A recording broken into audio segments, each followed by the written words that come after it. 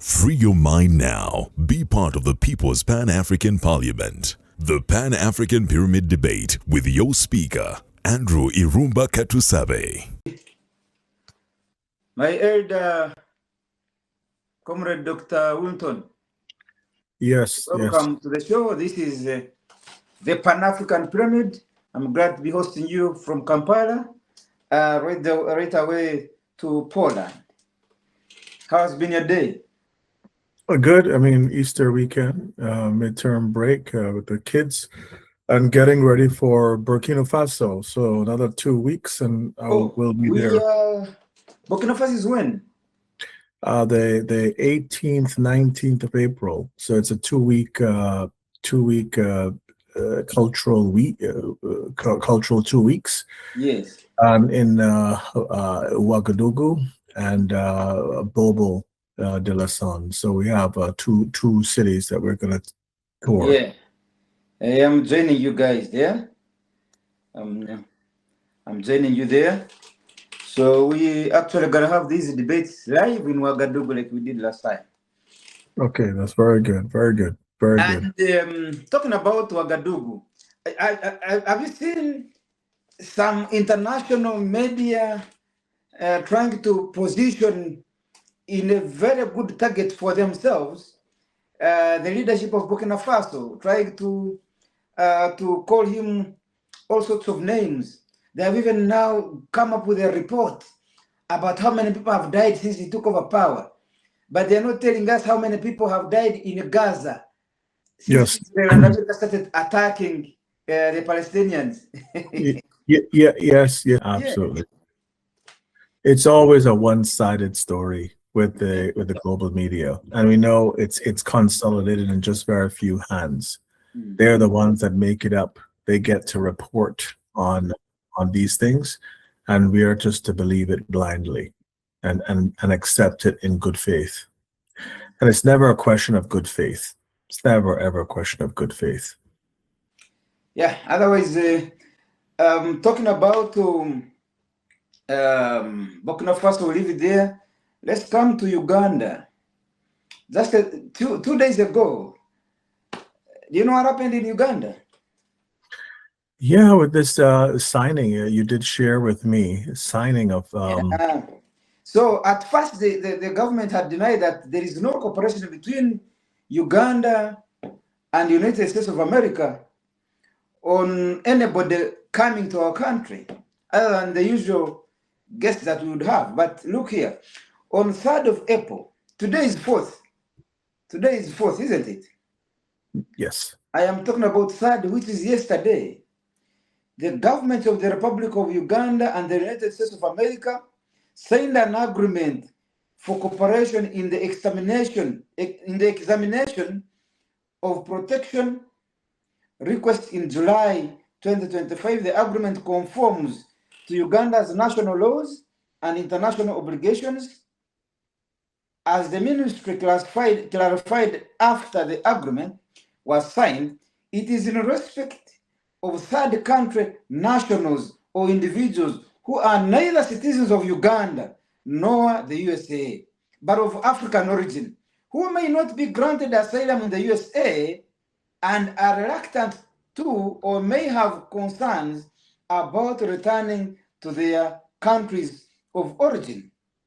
This safe third country agreement takes into account both governments' international obligations, including the principle of non-refoulement that guarantees that no one should be returned to a country where they would face torture, cruel, inhuman, or degrading treatment, and which applies to all migrants irrespective of their migration status.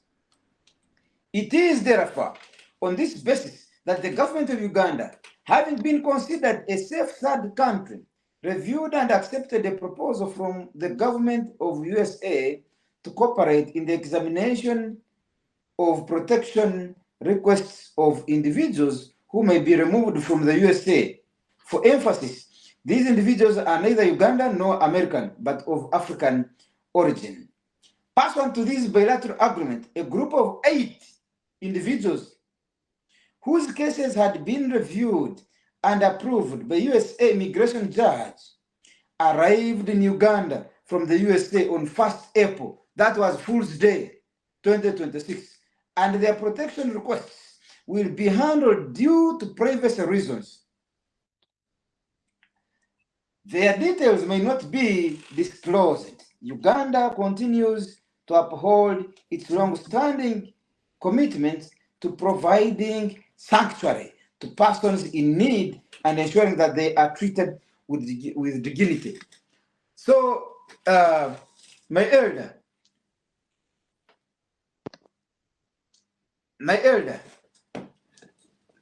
that in brief is the letter that finally came out on 1st April on Fool's Day.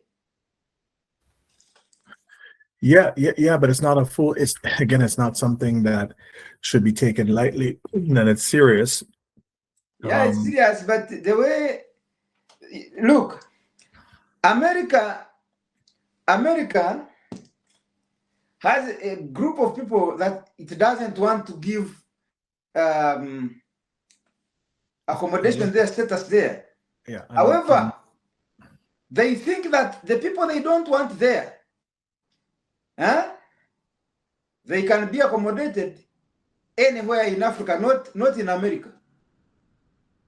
That's the problem. They don't want to have the problem. They don't. They want to move the problem to your homestead. They don't want to deal with it. So I want to hear your argument around that. I give you the this is all blame. Look, there's many ways in which, you have to understand what's happening globally. What's happening globally is that you have the Western economies are the word would be flailing. When someone is even struggling, flailing, and they are lashing out, and we see it as violent behavior, we see it as irrational behavior, but it's a state of self-preservation, the last bit before empire collapses. And this is what, when you look at everything that's happening, striking vessels in the Caribbean, taking over Venezuela, threatening to take over Greenland. What is in Greenland? All these things. And in the war currently, as it's being fought between Israel trying to flex its muscles, knowing that these people were never, ever, ever the children of God, never, not connected to the land in any way. They're neither Semitic or Shemitic. They're complete, as I described, as cabbage babies. They are complete, they say the white clones. They have no history whatsoever. And that applies to all of, call it white Europe. So it is that we have all these things raging. Then you have, in this madness, this state of madness, you have this asylum, papers and this accommodation. When America takes them on itself, look what happened to the white farmers in South Africa, just welcoming them to go to America. So rather than having the problem addressed in America, why not just use Uganda to sort some problems and it says move the screaming baby into another room. Let it be Uganda's problem. So there are many ways in which they are proactive, and another way in which they certainly just forget. Like look at the case of Rwanda. And I hate to be nobody even looked and cared. Who cared? They see it going on, and then who wants to intervene? So they have basic decisions. When it is in their interest to intervene, they will. Look in Nigeria, they actually went and did some strikes and military exercise in Nigeria. Oh, the poor Christian. Oh, the Christians. Again, the bleeding heart of the Lord. It calls upon for certain action. And then when you expect them to take action in someone else's interest, then there's no action at all. There's inaction. So either you have action or inaction. So you have to see this agreement that's been signed. It's in the middle of utter chaos, madness, and Western hegemony that is flailing. And the word is flailing as a drowning person. A drowning man is not rational. A drowning man has nothing but the object in his mind of self-preservation. And this is what's happening. So in the state of madness, this is to be defined. And this is to be understood when sometimes and oftentimes it cannot be understood because it makes no sense. It makes no sense, sir. So, Andrew, as I said, this is the country, and I think that African countries should take a feather in the cap of Traore and that you have a backbone. Too many African countries, including Uganda, they're lacking backbones. Now, what's going to happen? And I can tell you, I have no crystal ball to tell you. If you don't assert your muscles and your rights right now while we're going through this, I call it another global reset. America is celebrating 250 years this year. This is a moment of change. And if you don't assert yourself like Traore and other leaders are doing right now, I think in Botswana told them, America, we don't want your medical program. And if you don't assert your rights now, you'll become slaves to the new masters when this transition period has expired. It's going to expire. It's going to happen. So I appeal to African leaders and African countries. It's time to get the house in order. Agree, just completely revamp this African Union because they're completely useless. They need to be taken out and fired and completely dismantled because they have no guts, no balls, no brain power. And they're the smartest African black people. We're the smartest people are about corrupt to the bone as we're corruptible. They need to be replaced and with fresher, start with poor people without having the $1 million or Masonic or some influence behind them. No clubs, no club members allowed. Have the new group form where you have free movement of goods like the European Union. Take a feather in the cap of European Union. You have a United States of Africa. You progress towards a federal model where you're making things in Africa. You're not shipping out resources. You have your own gold-backed currency and pound. You are forcing FDI, so foreign direct investment can come into African country. You remove the restrictions. Why should I, as a Nigerian, why do I need a visa for some countries like Central Africa? I need a visa. No restriction on capital, no restriction on labor, on goods and services. Let's free up Africa and include the sixth region. Someone from a Black American from Bermuda, a Black American from Jamaica, a Black Bahamian should be able to come and do business with their brothers and sisters in Africa. So free up and create the link and the bridge with the sixth region, because then you can come together and truly be the power that God intended and you ought to be. Otherwise, we're just spinning wheels, talking nonsense, not getting anywhere, and letting other people and countries control our destinies. This is not what the ancestors intended. This is not what our kids deserve to see and grandkids ought to see. Ourselves being controlled and manipulated by other powers. It's time for this to stop. It's time for change to actually happen, because it's the sons and daughters of Africa who built and occupied Europe. Until we cleanse ourselves, get rid of the white Jesus, go strike it down, burn the image right now at Easter, go and mark it up, take it down, just take it down and throw it away in the garbage. All the white Jesus, the white idols, the white nasty devilish idols, throw them down, take them out of the textbooks, take out history and make Europe black again. Just like the saying of MAGA, make America great again. I don't know, that time has passed. The empire is crumbling. Even the United States Treasury said they are insolvent.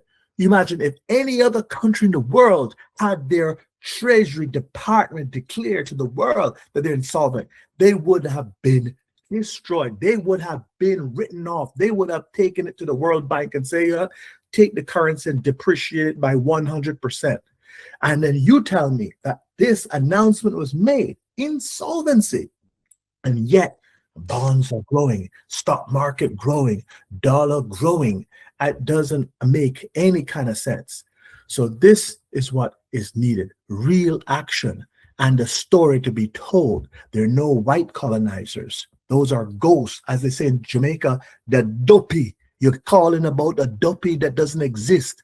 The sons and daughters of Africa all lived. That's why this remains my background. I will never, ever change it, because that's King of Poland. That's the Swedish Prince Carl Gustav. This is Augustus Strong. This is Count von Eckstedt of Germany. This is a Polish prince, Jerzy Dominik Lublinski. You have the people of Europe. Were those kings blacks? They were all black people, and all their names are recorded on the painting. And this painting is currently in the Dresden Museum of Ethnology, and it's not seen the light of day. I purchased the print. They allowed me to buy it, but they do not show it. And where there's one, there's other. The saying goes in the Caribbean, where there's smoke, there's fire. Where there is smoke, there's fire. If you have one like this, and one nasty academic, one dirty, stinking, and I have 13 universities behind me, and I have the right to talk down to anyone who acts against our interest.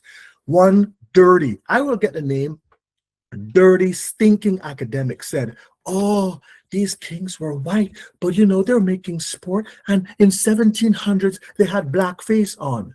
Well, dummy, and that's the academic dummy, if you look closely at the images, you will see that they have hands and legs exposed. Not all of them, but some of them. Now, why would a person, the Hollywood blackface, you go paint up your face, but why would they dip their entire body in black paint? That I have heard this nasty blackface, but nobody is gonna dare do black body. Black face, black body, two different things. I see legs and arms exposed, and it shows black skin. So this is authentic.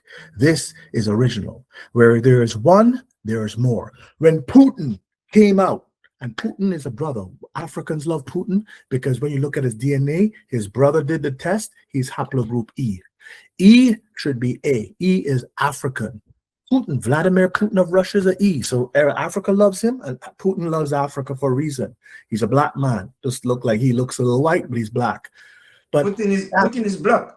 Putin is a haplogroup E. That means he's a black man. He's a black man. And when he disclosed the Russian icon, and he opened up the vaults in the churches and showed the black Jesus, black David, black Moses, black apostles, it's all on the internet. It's all there. The minute he did that, there's 50,000 black art pieces that flooded into Russia. Now, who had them? Where were these pieces? They were all held in private collections. People know the truth. Nasty, dirty, rotten, rich people know the truth. They know it. When you go into church, I went to an old church just the other day. Again, I went to another castle. And when I went in that castle up here in Poland, what do you see inside? Black Madonna with child. Black Madonna. The oldest churches everywhere will have honor and show the Black Madonna. They don't have a white image in there. There are black images of Christ and Mother Mary. And we have taken this too far. Everywhere you go on Easter now, and I must say it, Easter, everybody is praising. You're supposed to praise God and worship God in spirit and truth. And the people get the spirit, but there's no truth. So who are you worshiping if you are praying and worshiping and praying to a white man, a white Jesus? Who are you fooling? If today, 8% of the world, I can do my basic math, 8,864, rounded up to 700 million. There's not more than 700 million non-Hispanic whites today. Where did the whites go? You cannot get black from white. You cannot get black from a fair skin. And if you don't believe me, when you have your cappuccino next time or your latte, try and get the black coffee from it. If you do that, I will give you everything I own. I'll give you my cars, I'll give you my lands, I'll give you even the shirt on my back. If somebody can just get the black coffee back out of that latte. And you the must same, be kidding. You must be kidding. But Chief, Dr. Winston, I want to ask you a question before we leave the 8 people, immigrants from America to Uganda. Before we leave that point, why can't African Union take center stage in as far as negotiating for who America sends to any part of Africa is concerned? Because America is looking for individual countries, enticing them with some little popcorns and peanuts. Then look at Eswatini, look at Rwanda, look at Congo. Now look at Uganda. They are not discussing to take them to South Africa. They know. South Africa, they know. They have already been suffering with the white Boers. Now they are looking for countries that can hardly defend themselves if they were to be attacked, because they are using power to actually literally diplomatically force them to accept these people. You are taking people from your country and you are dumping them in another country using power and influence. So this is my point. If any country to accept immigrants from America was to first have the agreement with the African Union will be the middleman to sit down and discuss with America and any other country that is interested, so that they take the interest of the natives, the people. Otherwise, when we discuss with an individual country, remember, human beings are not your personal property. We are not the property of a certain president in any country. We are sovereign people of the world. So when you discuss with one president, what about the other millions of people who disagree with you? But if we have a united organization like African Union, and then you add down these 55 presidents, all of them to sit in a meeting and agree, because, Mr. Wilson, if you take people from America to Uganda, you have not taken them to Uganda. You have taken them to Africa. Those people tomorrow are going to find themselves in Kenya. They may reach here, they marry from Kenya or Rwanda or Burundi. So by so doing, you are spreading them across the continent. Therefore, the whole continent must have a say. Whether you're taking people to Eswatini, whether you're taking people to Uganda, the entire continent, which is represented by African Union, should have a say. Because these are matters of the continent. I don't know what's your opinion on that. Yeah, the African Union should play its role. They should have a role and play the role as the intermediary. Mr. But Mugisha, you're welcome. Mugisha Fizu, it's been a long time, Mugisha. I don't even know their Put on true your purpose photo, and what Mugisha. they're doing. Yes, They sir? seem to be just a group that is just a social club. I don't even know what their real purpose is, because they ought to be doing things to promote the progress of Africa toward, just like how the European Union came about through the economic zone and community. They're supposed to do that, help the continent progress. But they seem to be I call it a drinking club, a social club.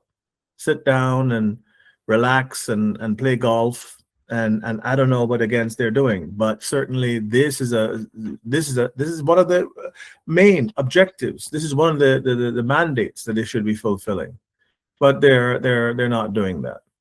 So they're failed in their duties. This is what plagues us. It plagues Africa. It hurts me to say that Africa is constantly held back because of inept, corrupt leaders who just need to be pushed out, moved out, and put out to pasture.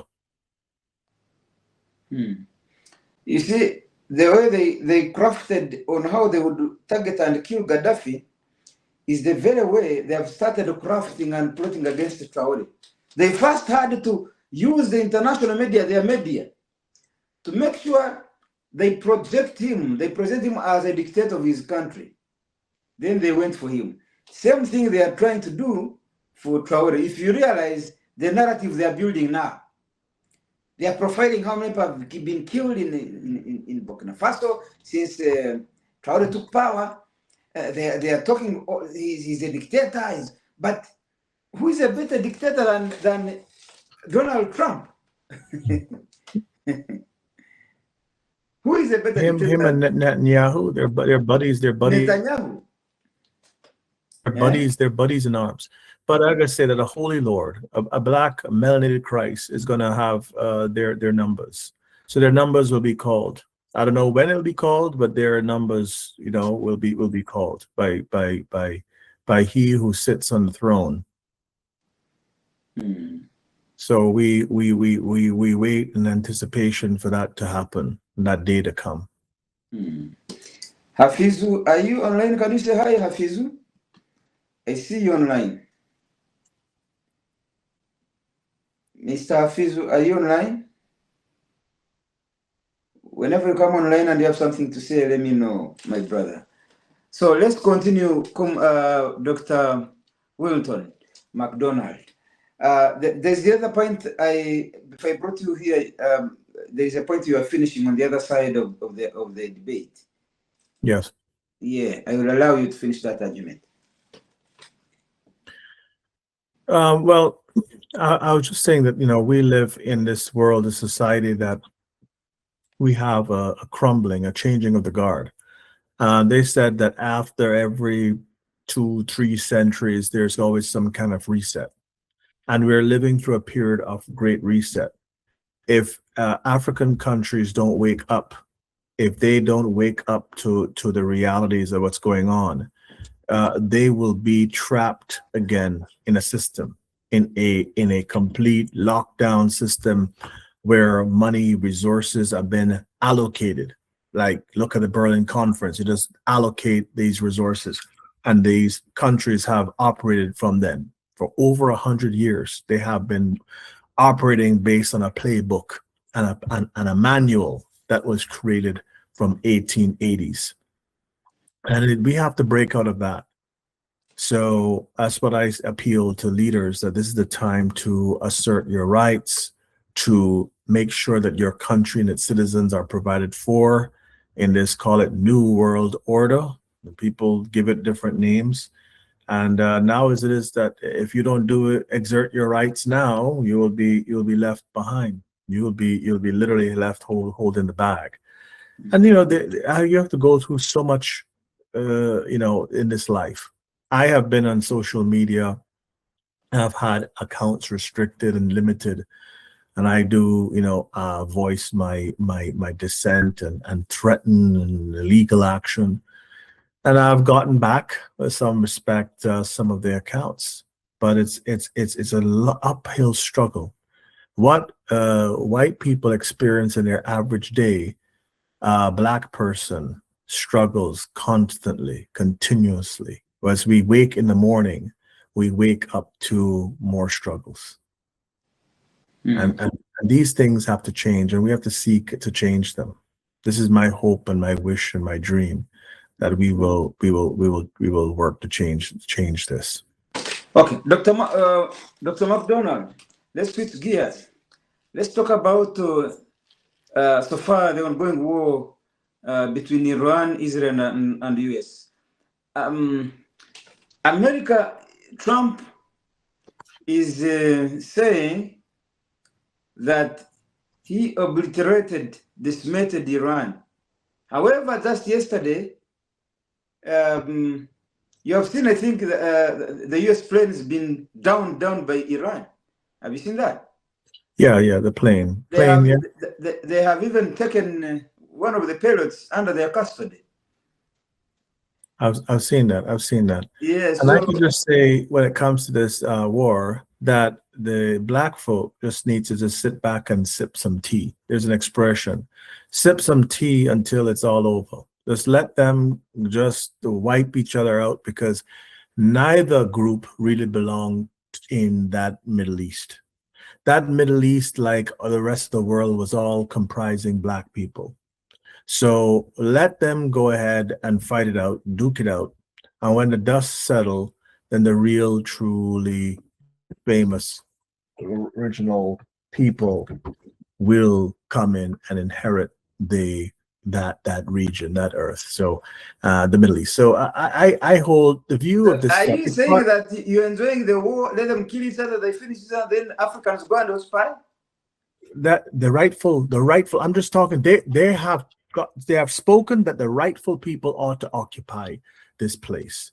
And I'm saying to you, is based on all my years of research, the people that are there, the Arabs, appear to have more rights, but they are still lacking in the color department, because the color was much darker throughout the world than in that region. I'm saying that blacks should not get involved into this. And I know it affects us because the world gas, oil prices are going up, the Strait of Hormuz. We are impacted by this, whether we like it or not. But to be involved more than we have to, just let them deal with each other, please, because, this is not our fight. This is not our doing. We are the true people of this earth. And we have been marginalized for so long, and wicked stories told, where we are the real people and living in that time. So I just hate to say, let them deal with each other, and then when it's all finished, then let's talk. You're speaking like there is a saying in our land where we live in Africa. There is a saying that goes that when the cows are crying, the dogs are enjoying. The dogs are laughing and enjoying.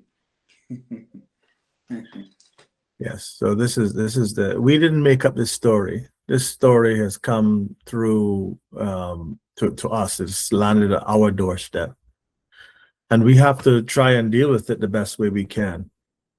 That's what I say, my brother. Actually, because of the it's not completely closed, but because of the restrictions on the Strait of Hormuz, Uganda is already suffering from the fuel supplies. So we are affected. The entire Africa is affected because, as I speak right now, the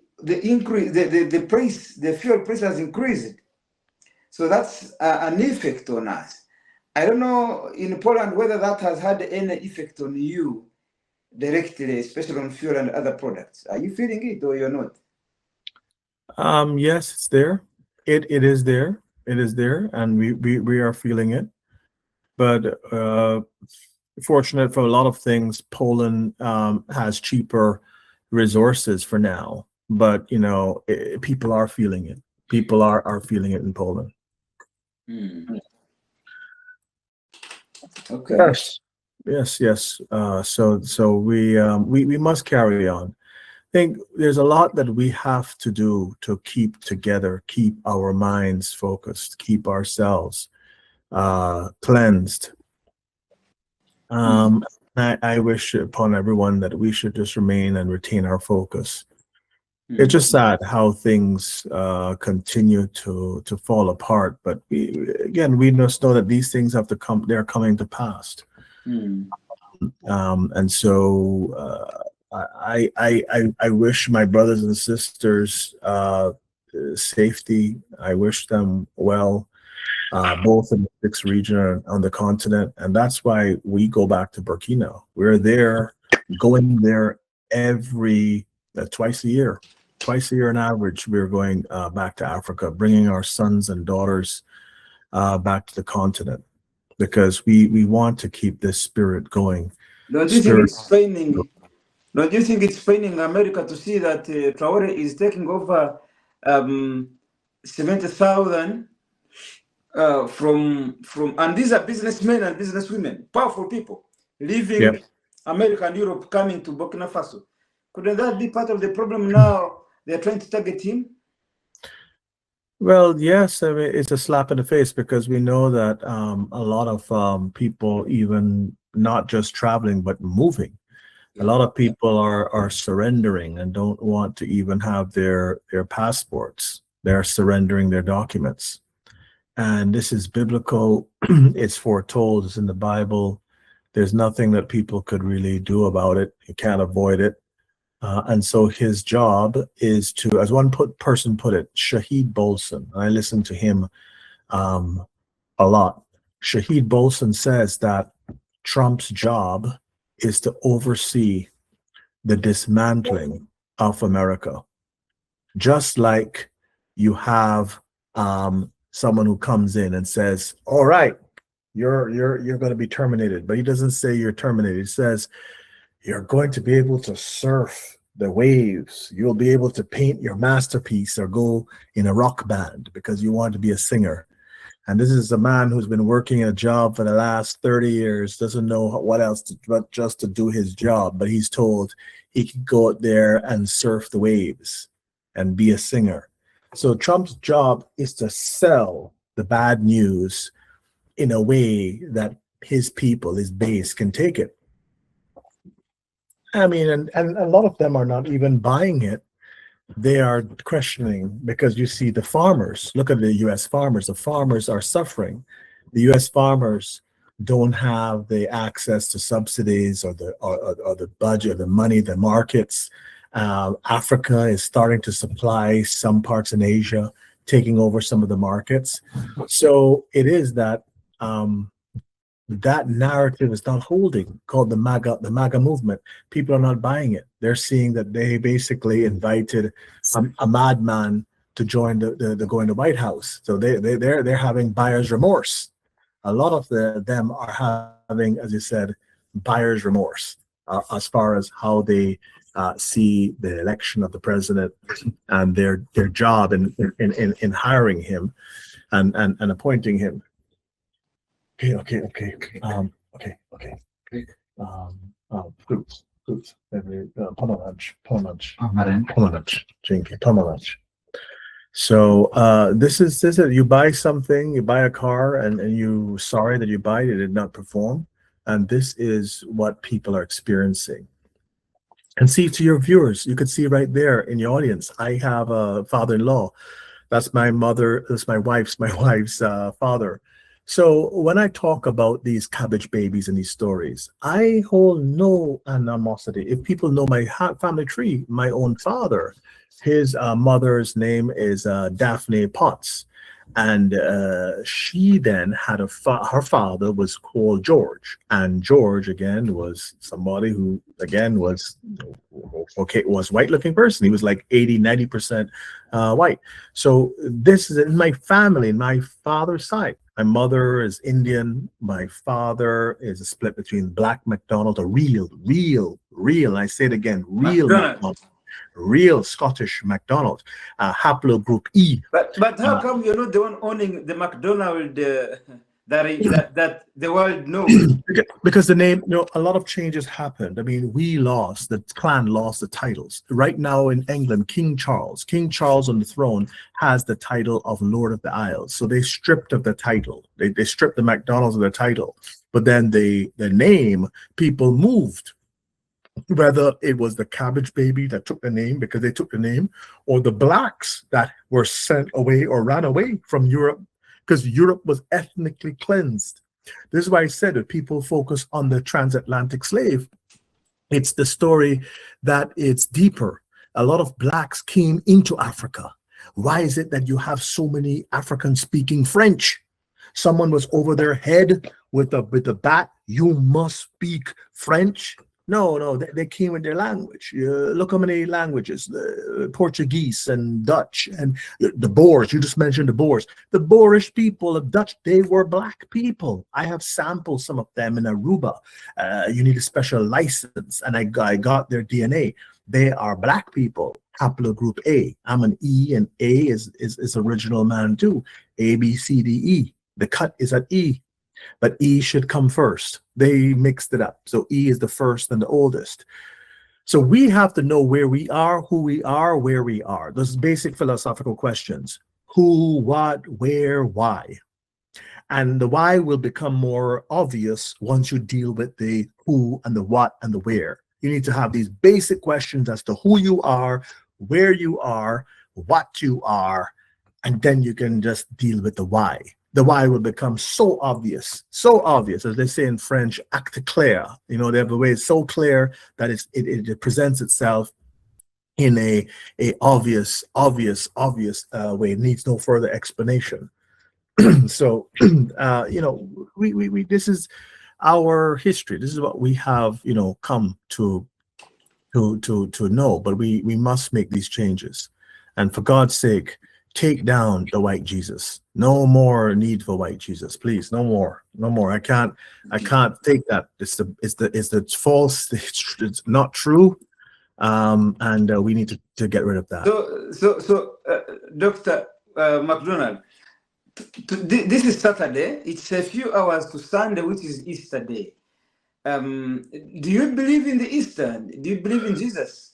And what I message do you believe have in for Christ. I those- believe in Christ. His name is Yeshua. I believe in the Christ. His name is Yeshua. But I will not throw away the baby with the bathwater. Some people say that, no, you can't believe in Christ because he's this white man and his name was never Jesus. So you cannot throw away the truth, the baby with the dirty bathwater. They have the real story, but they put the lies around it. They changed the day of worship. It was never Sunday. It was Saturday, Shabbat. They changed the name of Jesus. His name, true name is Yeshua. They changed his color, and his color was never white. It was black. So I accept and embrace, and it doesn't have to, I don't have to worship on this day as Easter with the bunny rabbit running around the eggs. All these are pagan, false deities that they were worshiping, and then they create these caricatures and images of the white bunny. It has no biblical backing. I am going to worship God all throughout, Monday, Tuesday, Wednesday, Thursday, Friday. It doesn't have to be a Good Friday, Good Monday, and Good Sunday. The truth is, we all should strive to be real Christians and follow the real Christ after Yeshua, after the Sabbath, the Shabbat, and we are the chosen. We are real Hebrews. And I embrace my Muslim brothers, but for the Hebrews, they have been displaced. And I feel that they forced upon a lot of Africans to adopt and to accept, even embrace Islam too. And again, I have a lot of respectful brothers that I do care for and I adore, but we are Hebrews. A lot of us are.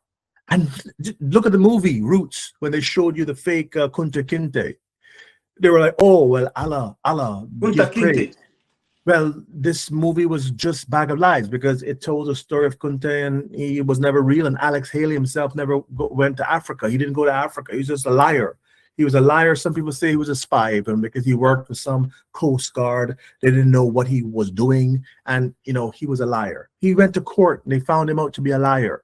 So he stole people's work. He didn't go to Africa. It's Kunta's story. But when Kunta in the first episode was lifted up in the air, and they're like, oh, Allah be praised. So it is that they assume that most Africans, either some Christians following a white Jesus, or they are Muslim following Allah. And we don't know what Allah's color really is. We don't know what Allah's color really was. We don't know. So, what message do you have for our Christians tomorrow going for Easter Sunday? Then there's Easter Monday. What message would you give them? I would say to them is that they should follow the Bible when the Bible says that God's image So many times Solomon says he's black unto the ground, and when the image of Christ described in Revelation as the hair as the texture of wool, and feet as in burnished brass. Follow the scriptures, study the Bible, and do not toss out the baby with the bathwater. The bathwater is dirty and murky, but do not throw everything away.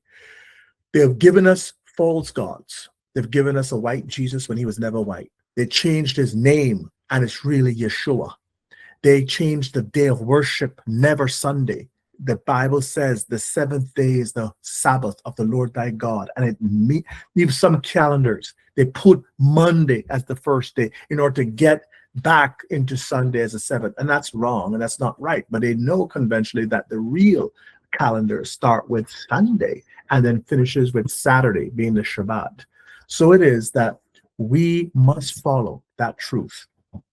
So we follow that truth. Father-in-law is saying hello, okay? And that's good. So we follow the truth. And see, as I follow your listeners, I have married to a white woman, and that's her father, and I take care of him. I again, and I'm doing it because of hating or despising anyone. But truth is truth, sharper than a two-edged sword. And that's what the Bible said, it cuts sharper than a two-edged sword, and you cannot fool around with truth. What does your father say about your color? Well, and your thoughts about the whites? No, my father, remember, his... No, your father-in-law. I'm meaning about... your father-in-law.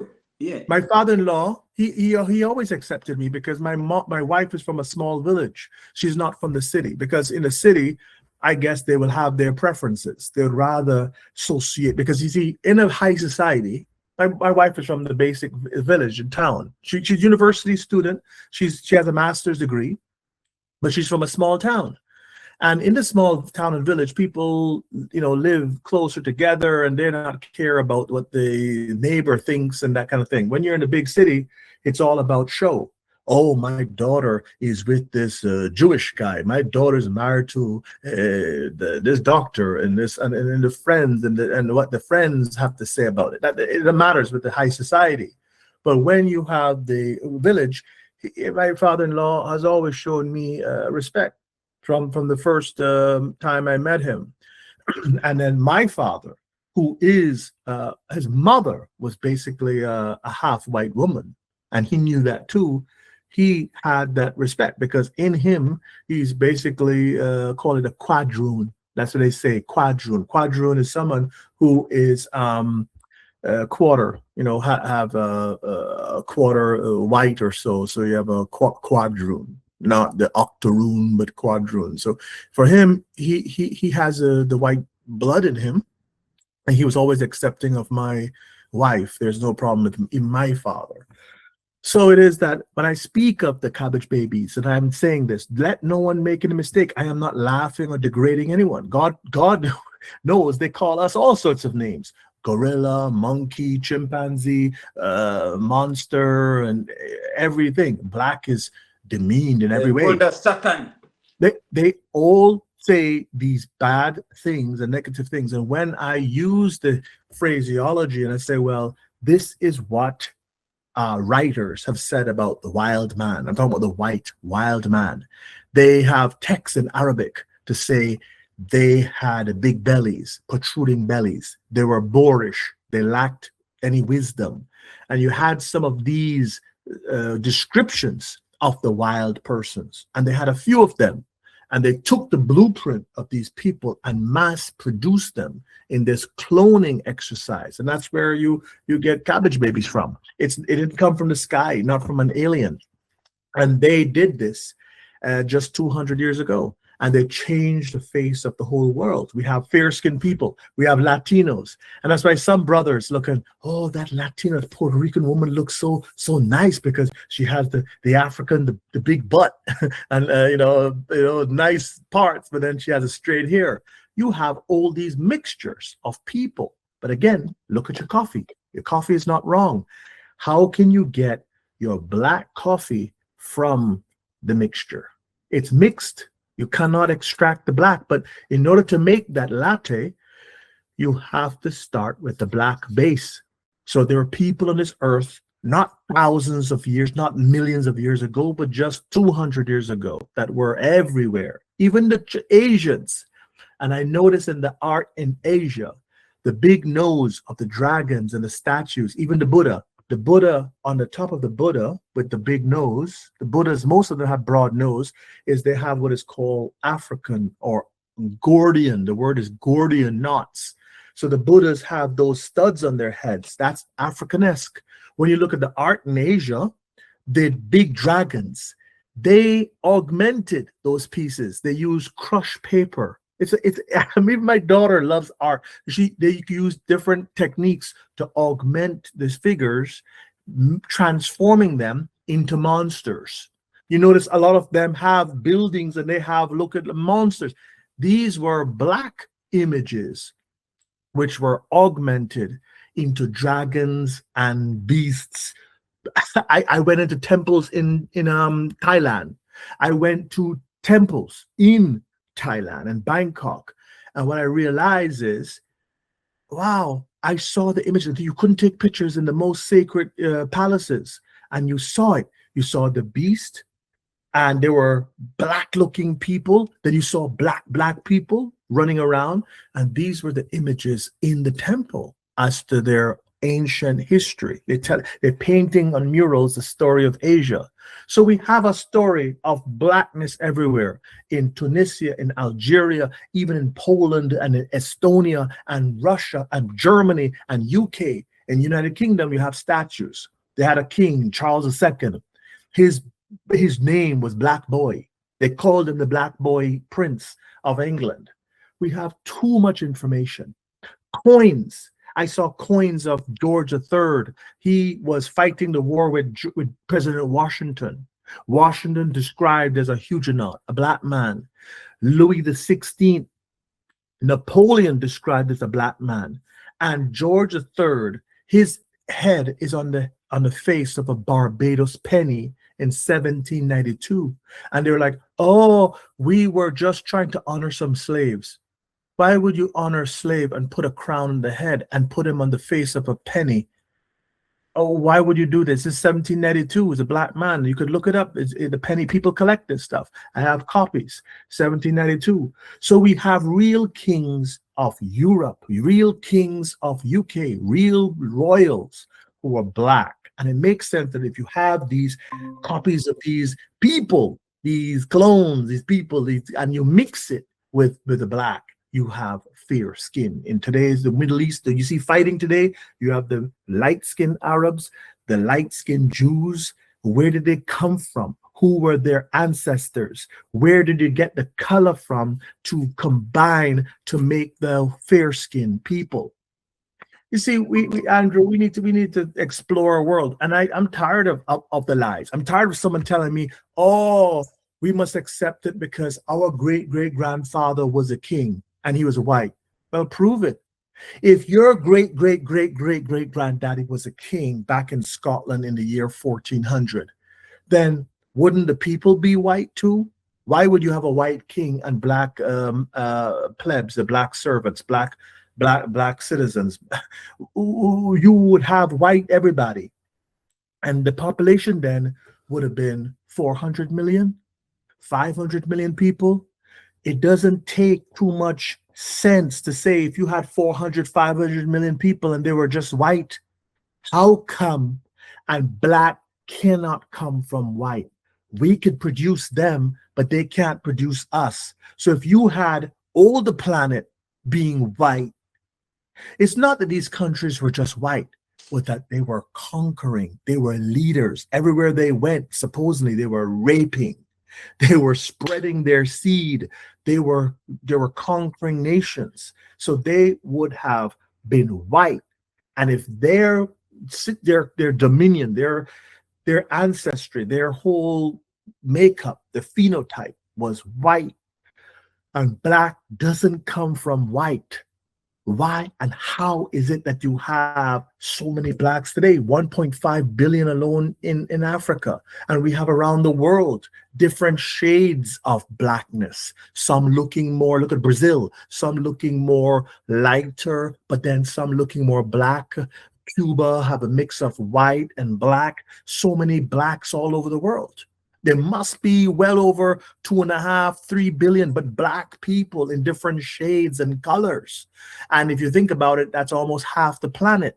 So how can you explain it that you have this small percentage of white, a lot of mixed fair-skinned people, some Asians with the squinted eyes that are like that, which they had two types of cabbage babies. If you look at the postcards, you had some babies that looked with their eyes like that, and you had some babies that were Caucasian. There were no black cabbage babies. So you had two types.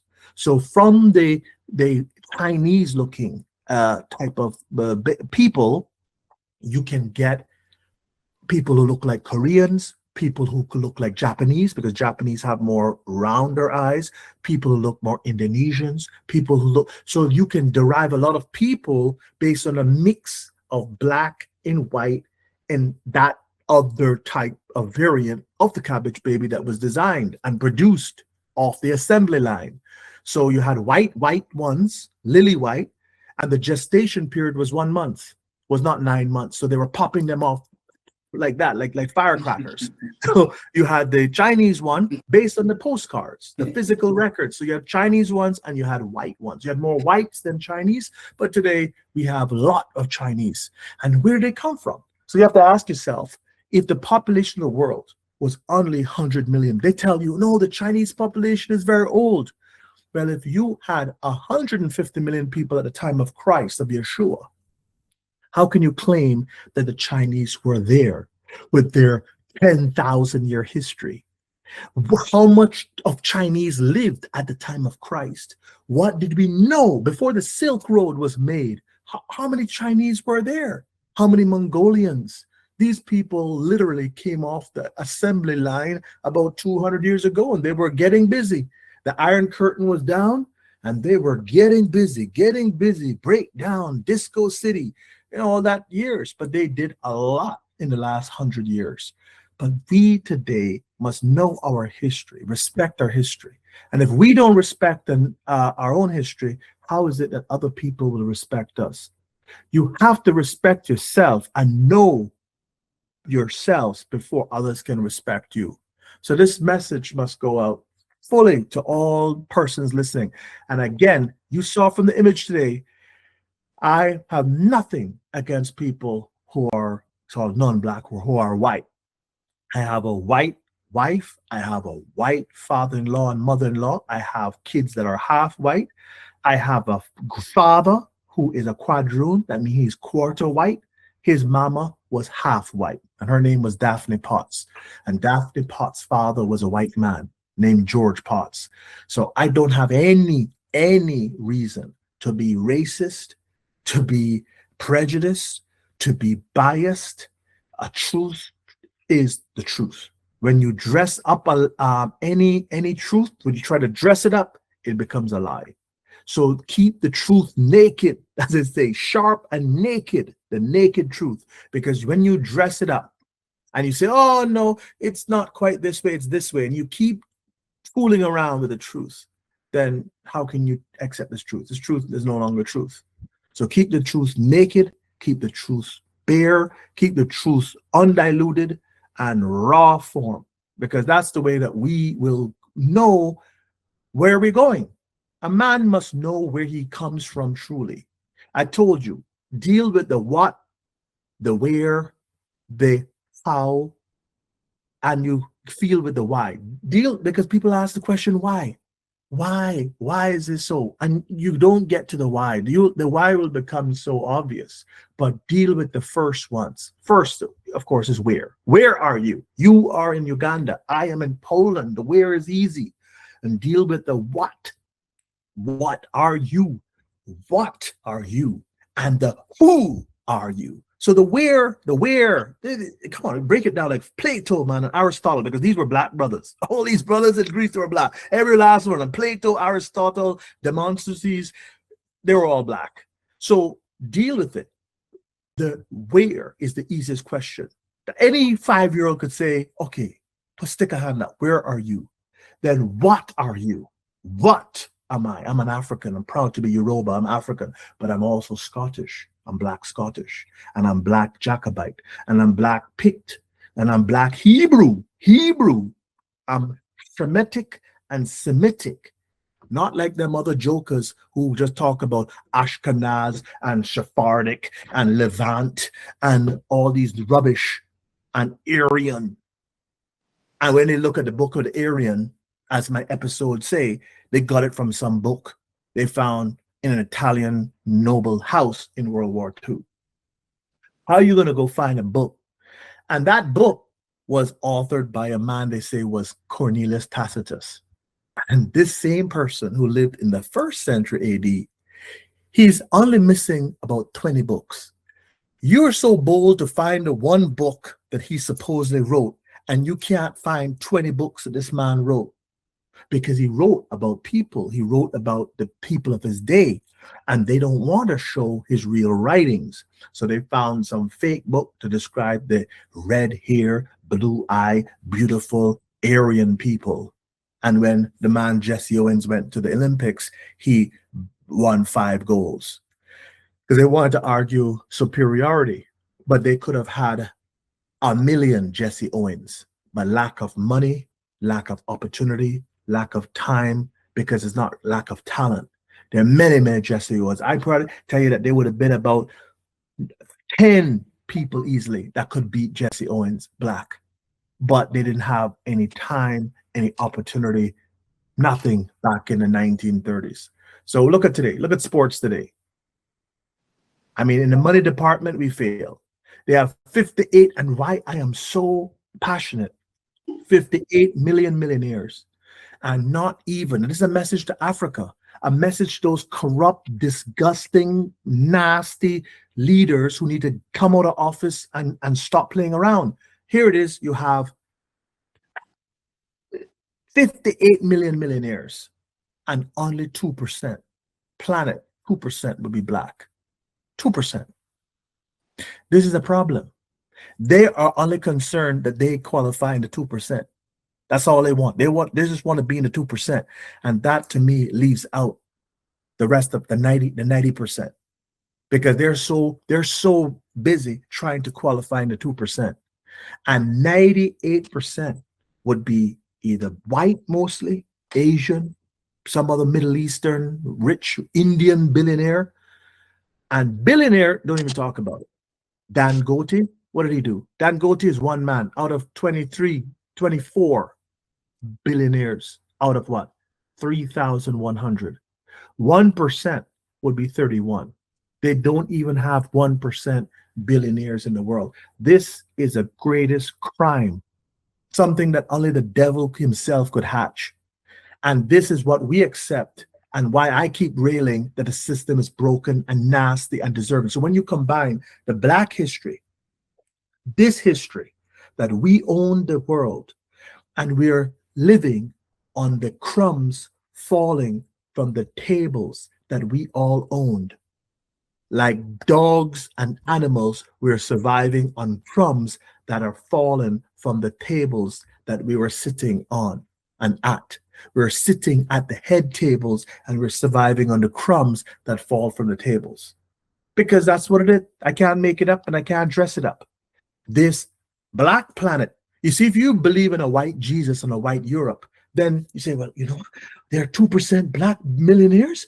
You guys are lucky, because you're swinging from trees, beating on drums. You didn't invent anything. You're backward. We had to teach you everything because you couldn't even walk. But when you flip the script, black Jesus, black God, black disciples, black Moses, black David, black Solomon, black everything in the Bible, blackness and black kings of Europe 200 years ago, then you're going to have some people ready to take up arms. Now, I'm a lawyer. I'm not encouraging anyone to take up arms. But when you look at the real history and look at where the gap is in terms of wealth and status, given what the real history is, you're going to have some people having a problem with that. Who will want to be in a 2%? No one wants to be in a 2% because we should be in a 98%. We should damn well be in a 98% because of this legacy. We were here 200 years ago. Then we are all the way down here through poverty, through manipulation, through theft, through corruption, and it all roads lead to Africa because the Berlin Conference made sure that they would keep raping and raping and raping and raping and raping and raping Africa. And the leaders allow this rape to continue. I can't dress it up and I can't say it. I was banned and restricted for using the word rape, and I use it very, very because it applies. You cannot describe it in other words. Oh, it's a good deal. A good deal for who?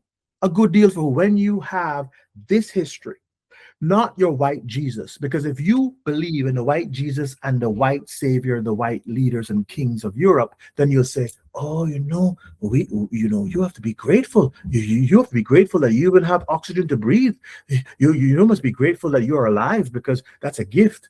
So they look at you and say, it's a gift that you're even able to breathe air. No, it's not about breathing air. It's about reclaiming stolen birthright. Because we all, and they mock, and they have something that says, we was kings. You have some nasty, deluded, disgusting, Nazi, stinking youth, and they come up with this whole group say, we was kings. They're mocking by the way we speak. You think it's in a slang, we was kings. Well, you know what? If your lily white behind was out there trying to build the pyramids, inside of one day, you'd have heat stroke and be dead. So what do you mean by we was kings? And they keep saying that because they're mocking the Afrocentricity. Oh, you want to be an Afrocentric. Well, dummy, how can I be Afrocentric when I'm also Scottish? And being Afrocentric is not about putting Africa first. It's about putting Black people first because we were there. So I'm Scottish. So how can I be Afrocentric dummy? And I'm talking to the dumb, moronic, racist. How could I be Afrocentric when I am Yoruba, but I'm also Scottish, and I'm also Jacobite, and I'm also real Hebrew, Semitic, and Semitic? How can I be? How can I be just one thing when I'm all of those things together and combined? I am a person of the earth, made black. God made black man from the ground, not from snow. I didn't know God was in the North Pole. Did God make man from the ground, or did he make man from snow? And you're like, oh, well, you see, Dr. McDonald, some ground is kind of red. Well, because we had a flood, because the whole earth was opened up because of the flood, we have minerals and metals that have exposed the earth, and it looks different in Jamaica, red because of the bauxite, because of the aluminium. But the natural color of the ground of soil is dark, chocolatey brown, black. Any person with any sense in science and horticulture and agriculture and every kind of geology will tell you, any geologist will tell you that that is a natural color. So God didn't have to take a backhoe and a drill and go down to the core and get some ground. He took it from the earth. And God was not in the North Pole. As far as I know, he was not in the North Pole like Santa trying to get man and fashion him out of ice a block. So we need to understand and respect the scripture. And every time these nasty pastors say, oh, Dr. McDonald, it's the character.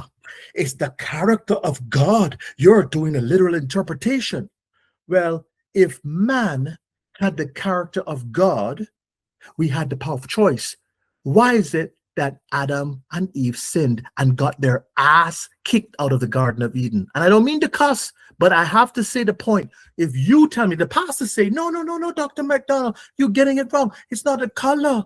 You use a spiritual likeness and character of God. Yeah, I understand that. But man and God is not the same thing. And you can't claim that what it says in the Bible, that we were shaped in the likeness and image of God to put us on the level of God. Because you know what? We fell. We fell down hard. We got kicked out of the Garden of Eden. We sinned. We fell down. We are capable of sinning. God is not capable of sinning. So you cannot attribute that part of the scripture to a non-physical, metaphysical description of the creation, because you want to be racist and duck the obvious points. That is clear from the dirt, man made from the dust, which is natural color, is black. And on that note, my elder brother, we're not going to finish this debate. I see you next week. I'm coming down to Bokna. We meet in Bokna and we have this physically done debate. We take over from there, and I think it's the other week. So next week still we will have an online. Then we'll have another. Yeah, we'll have another before the meeting. Yeah, so we have one more before the actual trip. Then we shall physically meet. Yeah, and for your audience, I covered the black image of God in episode 16 in GTR, Genesis Timeline Roots, on cmrtv.com, but it's available on the YouTube. So in the image of God, made black in the image of God, that was covered in episode 16 of GTR. So if you can't log on to cmrtv.com on Saturdays at 2 p.m., which I believe in Uganda should be around 10 p.m. Midday. Yep. So it's 1 p.m. It's 1 p.m. We are now 1 hour. We are now 1 hour ahead of you. Okay. So you're now 10:44 p.m. Yeah. So we are now an hour ahead of you. So there in Poland it should be around 9:40. Yeah, it's 9:44. So the program is finished because it started at 2 p.m. Cayman time, which is that's 9 p.m. Oh, 9 p.m. Okay, that's 2 p.m. in Cayman time, which is 9 p.m. Poland time or 10 p.m. Uganda time. Yeah, so that's the time of CMR. But if you don't catch it, you can always go to the YouTube films. It's on free on YouTube. Download GTR, Genesis Timeline Roots. But the image that cut because you see, brother, when they sculpt the images, you notice that some images are white looking, like the David and these statues. My episode goes into the color that whoever appeared to our black brothers and the leaders, these guys here, and told them the technology, they were looking white. So what? The devil himself is not looking black. The devil is against God. So the image of white and the whiteness, I'm not calling white people devils. I'm not saying that. I'm saying the image of the other deity. You're speaking the truth. It is white because why would they make a statue? Why would they create it like a white person? So in that episode, I deal with a description of Satan as given by Ellen White, who was one of our prophetess, who herself was a black woman, but they paint Ellen White as a white woman. And she described the devil, and she didn't come out to say white, but she mentioned the saggy flesh and the hands. And I know that the collagen, we have melanin, but we also have collagen. It's a common sense leap that you see where the fascination of the whiteness comes from and who appeared to the kings, from the antediluvians to the Egyptians to these guys, and those that enhanced their civilization, and they made gods that looked like their masters. And those gods are encased in marble today. All these Zeus and Diana and the David statue. So I covered all of this material in episode 16. So for your audience to look at the created black in the image of a black God, for me, that's the best episode yet, because it really touches a nerve, because that theologians don't deal with that point. They get the point and they move quickly. They don't deal with it because these are predominantly white churches. So how can they ever say it that it's a black? It would defeat everything from them. They have to be holding to the lie that is a white man, and it's never been a white man. The Bible is true. It's correct. Create black in the image of God. Thank you so much, my elder. All right, Andrew. Thank you so much, my elder. It's been nice meeting you here virtually again in Kampala. Thank you. And Poland. Thank you. Dr. Wilton McDonald, I hope to see you in Kampala on 29th of August 2026 for the 9th Pan-African Pyramid Group Awards and Convention. But then before August, I will be seeing you in Ouagadougou. Ouagadougou. Yes, sir. All right. See you then. See you, Andrew. Have a good night. See you then. Good Thank night. you so much. Thank you. Free your mind now. Be part of the People's Pan-African Parliament. The Pan-African Pyramid Debate with your speaker, Andrew Irumba Katusabe.